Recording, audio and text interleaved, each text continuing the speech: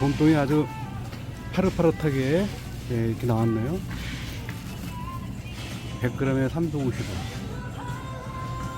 그리고 쪽파, 알타리, 그리고 봉지 시금치. 이것은 2,580원. 그래도 비싸네요.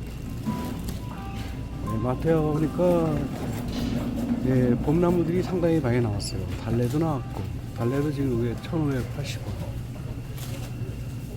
여기 쑥과, 미나리, 아욱도 비싸네요. 1,500원, 2,000원. 그리고 냉이가 여기 1,950원. 냉이 상당히 비싸네요. 들어가면 상당히 많은데, 마트에 오니까 또 이렇게 비싸요. 참나무도 있고요. 부추. 그리고 제가 찾고자 하는 그 식물인데요. 포항초. 포항초는 시금치입니다. 시금치요. 해안가에서 자라다 보니까 키가 크질 않죠. 그리고 줄기가 두툼하고 색깔이 선명하고요. 이파리가 두툼합니다. 진한 녹색을 띠고 있는데요. 자, 오늘 이 시간에는 이 시금치에 대해서 제가 소개하고자 합니다. 자, 그럼 밭으로 가서 그 하우스인데요. 제가 살고 있는 고향이 아는 형님 하우스인데 거기서 시금치를 보고 영상을 촬영하도록 하겠습니다. 자, 그럼 이동합니다. 여러분 안녕하십니까. 여기는 하우스 안에 시금치를 기르고 있는 곳인데요. 땅을 보니까 땅바닥에 하얀 그런 염분이 많은 걸 볼 수 있어요. 여기 비료기로 합니다. 하우스는 비를 자연적으로 맞지 않다 보니까 탈비가 잘 안 돼요. 그래서 일모작한 후에 가을에 이렇게 파종을 합니다. 여기는 지금 시금치를 뿌려놨어요. 다른 데 같은 경우는 호밀 같은 걸 많이 뿌립니다. 토양의 어떤 비료기를 빼고요. 잎주기를 통해서 퇴비를 할 수 있죠. 그러나 여기는 시금치를 이렇게 무작위로다가 파종한 걸 볼 수 있습니다. 듬성듬성 났죠. 원래 이렇게 파종 안 합니다. 대부분이 줄파 아니면 전파 이렇게 하는데요. 이건 3파 형태죠. 무작위로 뿌렸습니다. 많이 보이죠. 간격이 아주 좁습니다. 어떤 것은 많이 나고 어떤 것은 또 안 나고 볼 수 있는데요. 이파리가 아주 튼실합니다. 시금치는 이파리에 이렇게 진한 녹색을 띠고 있어야 돼요. 그리고 윤기가 바들바들 나죠. 이런 시금치가 상당히 좋습니다.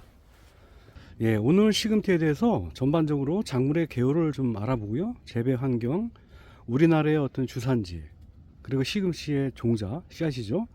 그리고 재배 방법, 파종이라든지 아니면 토양, 퇴비 관계, 그리고 효능과 부작용, 그리고 시금치를 고르는 방법, 그리고 우리가 집에서 흔히 먹는 시금치의 여러 가지 용도를 살펴보도록 하겠습니다.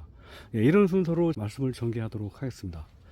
그리고 여러분들 내산내들 많은 응원과 격려를 바랍니다. 구독과 좋아요를 부탁드립니다. 자, 먼저 식물의 개요를 말씀드리도록 하겠습니다. 이 시금치는 명아지과의 두해살의 식물입니다. 또는 비론가라고도 합니다. 시금치가 원래 뿌리가 붉은색을 띠고 있죠. 그래서 중국에서는 접근채라고 합니다. 이 접근채가 또 시금채로 명칭이 바뀌고 우리나라에 들어와서는 시금치로 되었다 합니다. 우리나라는 조선시대에 중종 때에 도입된 것으로 알고 있어요. 그런데 이 시금치가 여러 가지 그 재미난 속설이 있어요. 시금치의 시자를 가지고 한간에서 말이 전해 내려오고 있는데요. 시금치 시자 보면은 며느리가 무척 싫어한다고 합니다. 아예 먹지 않는다는 그런 말이 있어요. 시금치의 시자는 시댁, 시부모, 또 신우, 시아버지, 이런 시자가 들어가서 며느리가 별로 좋아하지 않은 그런 또 나물로 속설로 전해지고 있습니다. 말이 그렇죠. 사실 좋은 그런 작물이기도 합니다. 그리고 이 시금치는 세계 10대 작물에 포함됩니다. 생산량으로 봤을 때 시금치도 엄청 많이 먹는 그런 나물이 되겠죠. 토마토, 양파, 오이, 양배추, 가지, 당근, 고추, 양상추, 시금치, 마늘. 요게 세계 여러 나라들이 아주 흔하게 먹는 그런 채소가 되겠습니다. 10대 채소에 포함됩니다. 여기는 하우스 단지에 있습니다. 하우스 다니다 보니까 인위적으로 물을 공급해서 재배를 하는 걸 볼 수 있어요. 그런데 이 하우스는 시금치를 뭐 판매용을 하기 위해서 심은 건 아니고요. 작년에 여기 토마토를 심었던 곳입니다. 그러다 보니까 토양에 염류가 상당히 많아요. 염류라면은 이제 비료기죠. 예, 비료기를 어느 정도 뽑기 위해서 요 시금치를 파종한 겁니다. 요 하우스가 수십 동 있는데 다 이런 식으로다가 파종한 걸 볼 수 있어요. 예, 녹비장미를 하죠. 예, 화분가에 식물들이 많죠. 호밀, 보리, 수단그라스. 토양에 있는 그 비료를 많이 뽑아서 토양을 정화시키고 또 그 잎줄기를 또 퇴비를 쓰는 것을 녹비장미를 합니다. 그래서 여기도 아마 보니까 토양이 하얘요. 염분이 많기 때문에. 그래서 이 시금치를 파종한 것 같습니다. 예, 그리고 재배 환경은 시금치는 서늘한 걸 좋아하죠. 예, 너무 덥거나 그리고 추우면은 발화가 잘 안 되고요. 생육 저온이 한 12도에서 20도 사이, 예, 평균 저온이 한 15도 정도면 아주 잘 생각이 되는 그런 작물이기도 합니다. 그리고 사계절 내내 기를 수 있는 장점이 있죠. 봄, 여름, 가을, 겨울 사계절 재배가 가능한 또 식물이기도 합니다. 시금치는 작물 특성상 장일성 식물이 합니다. 장일성이요. 예, 장일성, 중일성, 단일성 이렇게 식물을 구분하는데요. 비대 조대에 따라서 나눕니다. 이것은 장일성 식물입니다. 장일성 식물이라는 것은 햇빛이 길어지면 꽃대가 빨리 나오는 것을 장일성 식물이라 하죠. 춘분에서 하지 사이가 낯이 길어지죠. 그때 시금치는 꽃대가 빨리 나와요. 사실 꽃대가 나오면은 잎줄기가 거의 영양 가치가 없다 보니까 우리가 먹질 않죠. 그래서 시금치는 장일성 작물에 해당됩니다. 중일성 작물이 있는데요. 중일성 작물은 대화가 일조량의 영향을 받지 않는 식물을 말해요. 민들레, 옥수수, 토마토, 해바라기, 고추, 오이 대부분이 여름 작물이 바로 중일성 작물에 해당되죠. 그리고 단일성 작물이 있는데요. 국화, 벼, 콩, 나팔꽃, 코스모스. 예, 낮이 짧아지고 밤이 길을 때 꽃피는 식물을 말합니다. 즉 하지부터 추분 사이에 해당되는 식물이기도 하고요. 참고적으로 들깨 같은 경우는 밤에 햇빛을 받게 되면은 열매가 또 맺히지 않는 그런 특성이 있어요. 예, 이것은 장일성 작물입니다. 예, 낮 길이가 길어지면 꽃이 피는 걸 말하는데요. 우리가 영양생장이라죠. 영양생장에서 생기상장으로 넘어가는 과정에서 씨앗이 맺힙니다. 그래서 시금치는 겨울철에서 봄에 재배하는 게 가장 적합하기도 합니다. 그렇지만 사계절 먹는 작물이다 보니까 봄, 여름, 가을 재배를 하고 있는 걸 볼 수 있죠. 예, 그리고 재배 토양을 말씀드리도록 하겠습니다. 예, 시금치는 식양토를 좋아하죠. 예, 수분이 좀 충분해야 되고요. 노지 같은 경우는 평탄지가 상당히 적합하다고 볼 수 있죠. 예, 그리고 퇴비 요구량이 상당히 많이 요구되는 작물이죠. 예, 유기질 비료라든지 복합 비료도 어느 정도 들어야 되고요. 붕소라든지 여러 가지 또 미량 요소도 많이 필요한 작물이라고 볼 수 있죠. 지금 보니까 퇴비 요구량은 충분한 것으로 보입니다. 이파리가 아주 진녹색이고요. 이파리가 두꺼운 모습을 볼 수 있어요. 예, 그리고 이 하우스의 장점은 이 하우스는 토마토를 일기작했어요. 또 이모작으로 가을에 이렇게 파종하면은 또 수확을 할 수 있는 장점이 있어요. 전문 농가에서는 1년 내내 이렇게 또 시금치 생산하는데 수박, 토마토, 오이 그런 이모작 작물들은 겨울철에 이렇게 시금치를 기르는 걸 볼 수 있어요. 우리나라 대표적인 주산지는 남해에 가면은 그 금산 보리암이 있죠. 보리암 그 아래 밭들이 상당히 많은데 거기에 시금치가 유명합니다. 소위 보물초라고 합니다. 남해의 특산품이죠. 그리고 포항 영대에 가면은 포항초가 있습니다. 그리고 전라도 신안에 가면은 비검대라는 섬이 있어요. 거기 이세돌 그 바둑 구단의 고향인데요. 신안에서는 섬초라고 부릅니다. 주로 우리나라 주산지 보면은 해안가에 많이 심어지고 또 해안가에 재배하다 보니까 해풍이도 불고요. 또 따뜻한 기온을 또 유지할 수 있죠. 긴 겨울 지나면서 맛과 당도가 상당히 높은 그런 시금치 작물을 재배하는 걸 볼 수 있죠. 특히 그 신안에 있는 섬초는 게르마늄이 상당히 많다고 합니다. 그래서 상당히 인기가 있는데요. 서울 가락동 가면은 섬초라고 아주 유명하게 거래된다고 합니다.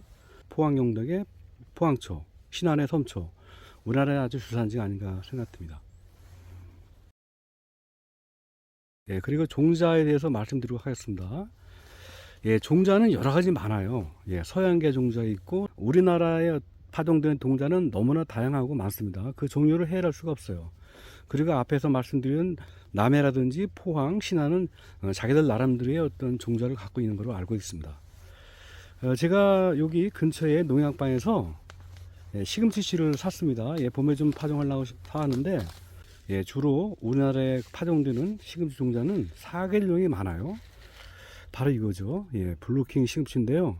가격이 한 3,000원 뿐이 안 해요. 싸죠. 요거를 많이 심어요. 물론 그 상표 이름은 다 달라요. 회사마다 다르고 그러다 보니까 여러 가지 종류가 있어요. 사계들도 있고요. 요것은 일반용입니다. 1년 내내 파종할 수 있는 그런 시금치 종자라고 볼 수 있죠. 한번 보겠습니다. 봄 파종이 2월달, 그리고 여름 파종이 5월달, 가을이 그리고 8월달, 그리고 겨울용이 9월달. 사계절 이렇게 파종할 수 있어요. 시금치 종자도 물론 중요하지만은 시금치 생育과정에서 그 추대라는 게 있어요. 추대라는 것은 꽃주기를 말하는데요. 추대가 빨리 나오면은 그만큼 생산량이 많이 줄어들겠죠. 그래서 가급적이면은 가을에 늦가을에 파종해서 겨울을 지나고 봄에 먹는 게 가장 좋습니다. 추대가 늦게 나오죠. 근데 봄에 파종하게 되면은 한 1, 2개월 정도 생육이 되는데 추대가 바로 나와요. 잎들기가 먹을 게 많이 없어지죠. 그래서 가급적이면은 이른 봄 아니면 늦가을에 파종하는 게 좋습니다. 물론 추석을 위해서 8월달 파종하는 경우도 있습니다. 가을에 상당히 시금치가 비싼 이유가 그래요. 뜨거운 기온에서 잘 자라지 못하다 보니까 시금치 가격이 추석 때 무척 비싼 이유입니다. 그래서 해가림을 통해서 이렇게 조절해서 재배하는 걸 볼 수 있죠. 온도가 상당히 중요해요. 너무 춥거나 너무 따뜻하면은 생육이 잘 안 됩니다. 그런 특성이 있습니다. 그리고 파종 방법은 여러 가지 많습니다. 이것은 지금 흩어뿌리면 한 거죠. 소위 산파랍니다. 대개 그 전문적인 재배 농가는 이렇게 안 하고 줄파종 아니면 전파종 합니다. 근데 여기는 녹비작물 개념으로 심었기 때문에 산파라는 걸 볼 수 있죠. 대부분이 보면은 줄파종을 많이 합니다. 아니면 전파종 하는데요. 그 드물게 심죠. 잎과 줄기를 계속 우리가 수확하면서 기를 수 있는 그런 장점이 있어요. 그리고 줄파종은 거의 한 번에 생산을 하죠. 그리고 시금치 하면은 그 효능이 너무나 우수하죠.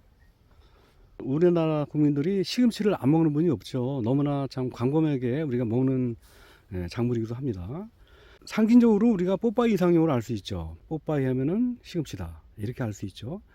성분이 여러 가지 많은데요. 철분이 상당히 많죠. 철분은 빈혈을 막아주고 또 근육 강화를 시키는 그런 역할을 합니다. 그리고 비타민 C와 A가 풍부한데요. 항산화 작용을 할 수 있고요. 또 베타카로틴이 상당히 많이 들어있어요. 눈 건강에 상당히 좋은 그런 시금치가 되겠습니다. 그리고 각종 미네랄이 많고요. 칼륨, 마그네슘이 있고 식이섬유가 많죠. 식이섬유는 다이어트를 할 수 있고요. 변비 또 피부 모양에 상당히 좋은 그런 식이섬유가 되겠습니다. 뿐만 아니라 뭐 심혈관이라든지 위장장애도 할 수 있는 효능이 아주 상당히 많죠. 그 밖에도 여러 가지 많은데 그러나 부작용이 상당히 많습니다. 부작용을 또 말씀드리도록 하겠습니다. 상당히 중요해요. 시금치가 좋은 점도 있지만 또 이런 나쁜 점, 그런 단점도 있습니다. 시금치의 부작용이라면은 그 옥살산이라는 수산이 많이 들어있어요. 옥살산. 이게 우리 인체에 상당히 그 악영향을 끼치는데요. 시금치뿐만 아니라 근대, 비트, 또 케일, 감자, 고구마, 또 우리가 흔히 마시는 홍차, 블랙베리, 딸기, 초콜릿, 이런 게 다 옥살산이 많이 들어있어요. 옥살산을 많이 복용하게 되면은 신장결석과 요로결석이 발생합니다. 그래서 상당히 중요해요. 그래서 이 나물을 우리가 먹을 때는 반드시 데쳐갖고 물에다 우리는 게 좋습니다. 그래야지만 옥살산이 많이 탈락이 됩니다. 시금치를 많이 복용할 때 물 섭취를 충분히 하고요. 그리고 요리할 때는 가열을 하겠죠. 또 칼슘을 첨가한다든지, 예, 칼슘 중에서 참깨를 시금치에 놓으면 상당히 중화가 된다고 합니다. 그래서 아마 그 요르골속 신장결석을 막는 것은, 예, 이런 칼슘이라든지 또 요리 시에 열을 가열해서 드시면은, 예, 그거는 피할 수 있다고 봅니다. 예, 그리고 시금치 고르는 방법을 말씀드리도록 하겠습니다. 예, 이파리가 두터워야 돼요. 예, 상당히 두툼하죠. 예, 그리고 뿌리는 굵고 이렇게 적색을 떼야 됩니다. 예, 두툼하죠. 예, 그리고 이파리는 로제트 형태가 좋습니다. 예, 로제트 형태요. 요런 식이죠. 예, 월동하면서 그 두해 살이, 세 살이, 요런 풀들이 겨울을 지나면서 이파리가 땅에 딱 붙어 있어요. 장미의 어떤 꽃잎이 겹쳤다 해서, 예, 붙여진 이름입니다. 예, 마치 방석같이 이렇게 붙여져 있어요. 해안가에 있는 신안의 섬초라든지 보물초, 포항초 같은 경우도 이렇게 이파리가 딱 붙어 있습니다. 예, 노지는 대부분 그렇죠. 예, 그렇지만 저 생육 과정에서 이파리가 위로 솟습니다. 그러면서 중간에 꽃대가 나오죠. 예, 그리고 또 이 이파리는 10cm에서 한 15cm 이 정도 되는 게 상당히 좋죠. 예, 그리고 저 진한 녹색과, 예, 윤기가 이렇게 나야지, 예, 좋은 그 심치가 되겠습니다. 제가 보기에는 시금치 맛은 해안가, 해풍을 맑고 자란 노지의 시금치가 가장 좋은 것 같습니다. 예, 겨울에 눈비 맞으면서 또 일교차가 많이 크죠. 그런 과정에서 당도가 높아지고 그리고 향이 진하게 납니다. 하우스도 많이 하는데요. 하우스는 아무래도 해안가라든지 노지보다는 맛은 좀 떨어집니다. 그렇지만 품질은 좋죠. 인위적으로 재배하다 보니까, 예, 품질은, 예, 좋습니다. 마지막으로 시금치 하면은, 예, 우리가 먹는 용도가 너무나 많죠. 예, 무침을 주로 많이 해 먹고요. 예, 국을 끓여 먹고, 예, 김밥 재료, 또 비빔밥 재료, 또 샐러드, 아니면 잡채, 여러 가지 다양한 용도로 우리가 먹고 있죠. 자, 오늘 시금치에 대해서 전반적으로, 예, 제가 다뤄봤습니다. 예, 이 시간에는 개갈증은 시금치에 대해서만 말씀드렸습니다. 예, 아주 튼실합니다. 자, 영상 여기서 마치도록 하겠습니다.